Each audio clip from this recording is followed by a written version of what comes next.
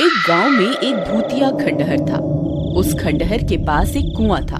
उस कुएं में एक चुड़ैल रहती थी। वह बहुत डरावनी थी।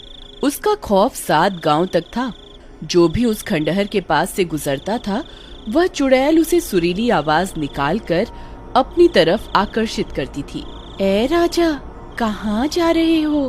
इधर आओ ना, मैं कब से तुम्हारा इंतजार कर रही हूँ। अरे अरे वाह, ये औरत कौन है जो मुझे राजा बोलकर पुकार रही है?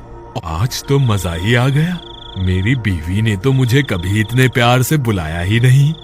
चलो जरा देख कर आते हैं। फिर वह गांव वाला उसकी आवाज का पीछा करता है और उस कुएं के पास पहुंच जाता है। अरे राजा जी, इधर उधर क्या देख रहे हैं? मैं तो यहाँ हूँ। अरे यार, ये आवाज तो यहीं से आ रही है, लेकिन ये औरत दिखाई क्यों नहीं दे रही? अरे मेरी रानी, तुम कहाँ हो? देखो मैं आ गया, अब मेरे सामने आ जाओ। देखो, मैं यहाँ नीचे छुपी हुई हूँ, मुझे ढूंढो। आवाज तो इसी कुएं से आ रही है। लगता है ये इसी कुएं में छुपी हुई है। हाँ, देखो मैंने तुम्हें ढूंढ लिया। फिर वह नासमझ उस कुएं में झांकने लगता है। तभी उस कुएं से एक खूनी पंजा बाहर निकलता है और उसकी गर्दन पकड़कर उसे नीचे की तरफ खींच लेता है। अरे मर गया रे, ये क्या चीज है? हे भगवान मुझे बचाओ, अरे मर गया रे। आए, तुम कौन हो? मैं तो अपनी रानी की तलाश में यहाँ आया था। हे भगवान, मैं ये कहाँ फंस गया?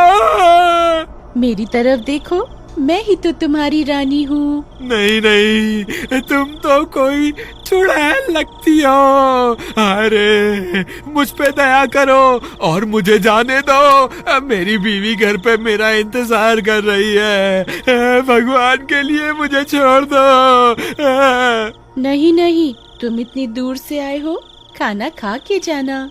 अरे वाह, लगता है ये कोई अच्छी चुड़ैल है।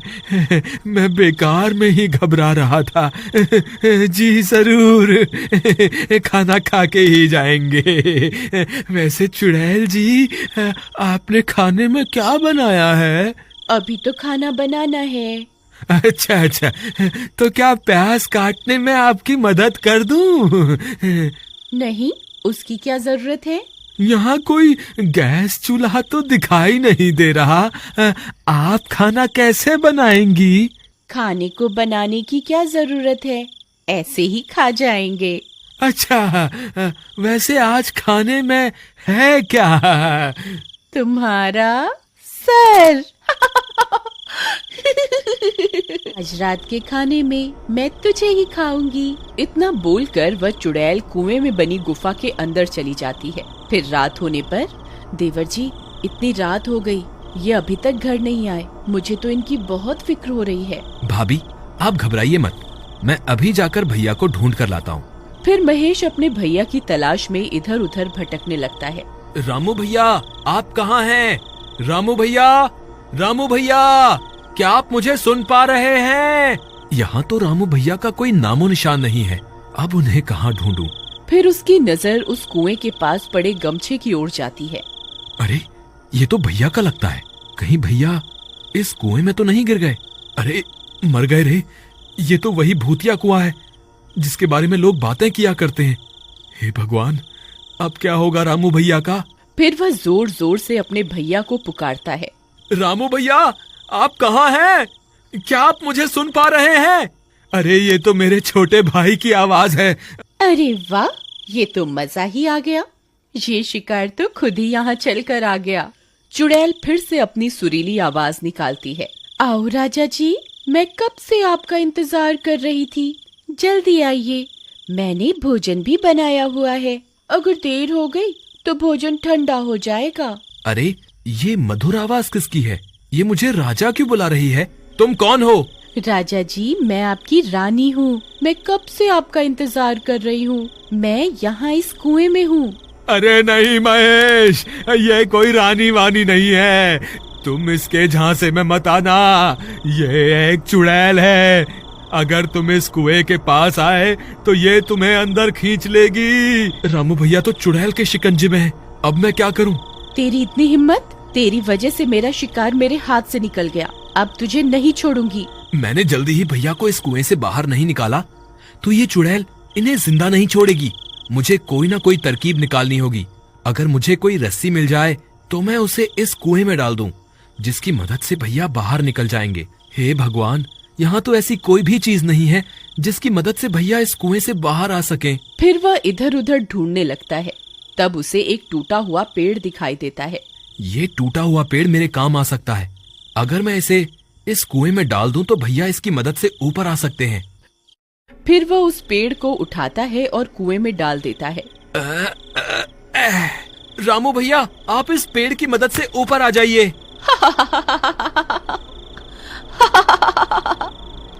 तेरे नासमझ भाई को क्या लगता है मैं तुम्हें इस पेड़ पर चढ़कर इस कुएं से बाहर जाने दूंगी? कितना नासमझ है तुम्हारा भाई। कोई फायदा नहीं है महेश, ये चुड़ैल मुझे इस कुएं से बाहर नहीं आने देगी। तुम अपनी जान बचाओ, नहीं तो ये तुम्हें भी इस कुएं में खींच लेगी। अब क्या करूं? कोई और रास्ता निकालना होगा। फिर वह मदद मांगने के लिए आगे की ओर चल पड़ता है। थोड़ी दूर जाने पर उसकी नजर पास में लगे पेड़ पर जाती है। उस पेड़ के नीचे हनुमान जी की मूर्ति रखी होती है। फिर वह भागता हुआ उस पेड़ की तरफ जाता है और मूर्ति को प्रणाम करता है। हे महाबली हनुमान, आपसे बड़ा बलवान इस सृष्टि में कोई नहीं है। अब बस आपका ही सहारा है, कृपा करके मेरी मदद कीजिए। फिर इतना बोलकर वह मूर्ति को वहां से उठाता है और अपने साथ लेकर उस कुएं की ओर चल देता है। वहीं दूसरी तरफ महेश के आने की वजह से चुड़ैल परेशान हो जाती है। तुझे छोड़कर मैंने गलती कर दी, तुझे तो उसी वक्त खा लेना चाहिए था।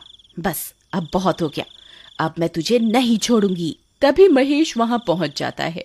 बोलो महाबली हनुमान की जय, बोलो महाबली हनुमान की जय। हे चुड़ैल, मैं अपने भाई को यहाँ से ले जाए बिना नहीं जाऊंगा। मैं नीचे आ रहा हूँ, अगर तुझ में हिम्मत है तो मुझे रोक के दिखा। तेरी इतनी हिम्मत? रुक, तुझे अभी मजा चखाती हूँ।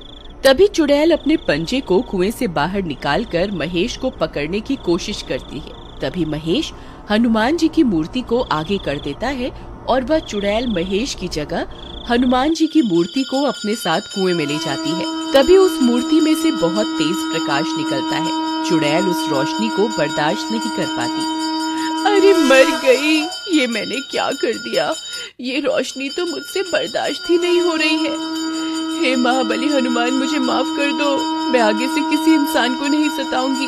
फिर चुड़ैल उस तेज रोशनी को बर्दाश्त नहीं कर पाती और जलकर राख हो जाती है। महाबली हनुमान की जय, महाबली हनुमान की जय।